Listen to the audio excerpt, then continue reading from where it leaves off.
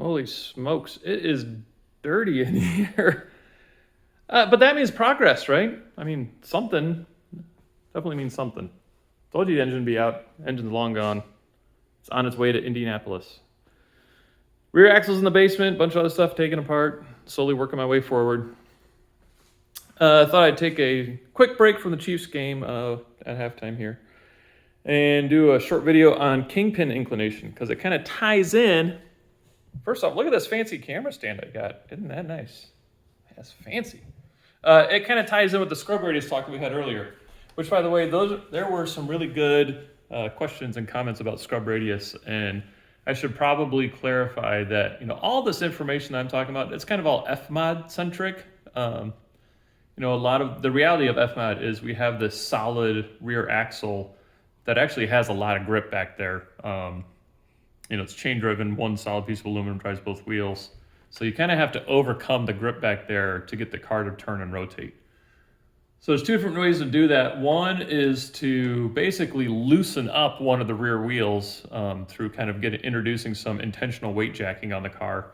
And then two is with the gas pedal, but you can't always just flick the rear end out, especially if your car is not very stable under acceleration and the rear end is really slide happy. You have to be like super on your game to catch it every single time. So anyway, this kind of has to deal with more of introducing some weight jacking effects to kind of upset the rear end. So anyway, kingpin inclination.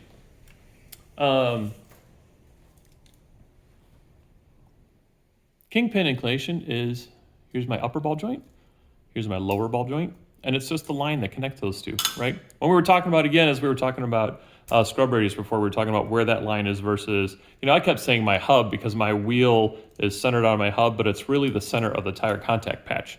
And so some comments and questions were really spot on because they caught on to that quickly, saying, well, you can change the offset of your wheel to move your tire contact patch in towards the center and then reduce your scrub radius. And that is 100% spot on.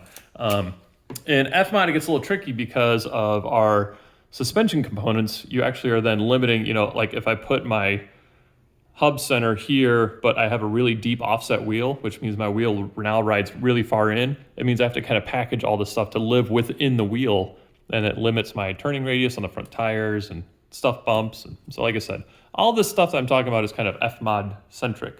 So take all this with a grain of salt. So anyway, back to kingpin inclination. So like I said, upper ball joint, lower ball joint, the line that connects those two. So that gives me a line, and then if we look at my spindle, it gives me an angle to it, right? It's not 90 degrees. If it was 90 degrees, the spindle would be like this. So we kind of have this shaped spindle. And then another thing to think about is, like I said, it's the line that goes between these two, and then, cars are three-dimensional. It's not just a two-dimensional flat plane. So while my upper ball joint is further in towards the center of the car, my lower ball joint is further out away from the center line of the car. But then also my lower ball joint is further forward compared to my upper ball joint, which is further back, because that gives me caster. So if I grab my fancy camera mount and look at it over here, ooh, that is zoomed in. Let's try that. So my caster angle, again, is defined by that line and how far back that is from vertical. So we've been running about 10 degrees of caster, which is kind of a lot. Again, that all is about inducing some kind of effects to help destabilize the rear end and get the car to rotate and turn. We might try running a little less with the new setup. We might try going right back to 10 because it feels good. Who knows? It's always adjustable. But anyway, so like I said, this is a three-dimensional move. Here, I'll put you at a fun angle there. So the easy way to look at this thing and to visualize it is we'll just grab a tape. So right now, that spindle is, if you can tell, it's basically roughly at about 12 inches off the ground, or off the deck of the trailer. If we were going into a turn and we were turning right, this is obviously the left spindle. If we were turning right, meaning this is the now outside tire. So turning into a turn, it kind of does a weird thing, right? It picks it up 1/4 of an inch. So I'm now at a 12, maybe 12 and an eighth, almost 12 and a quarter. So, Your outside tire, you would think you would kind of want it to push down, but you can't really make that magic happen unless you go with caster in the wrong direction. And that would do horrible things everywhere else.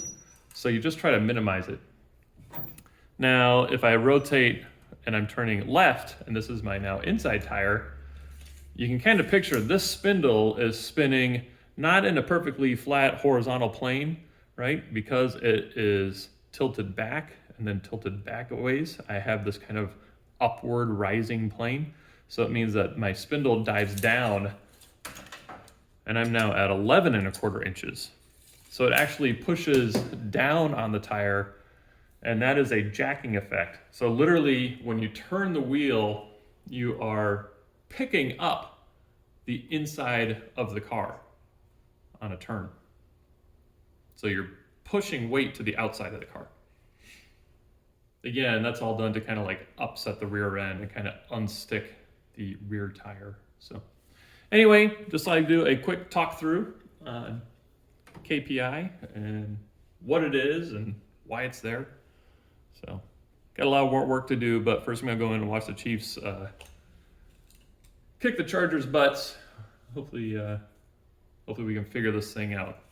It's been a little bit ugly so far, but I bet they're gonna come around the second half. We'll see. Anyway, back to work out there, back to work in here, and I'll see you guys on the flip side. Be safe, have fun, bye.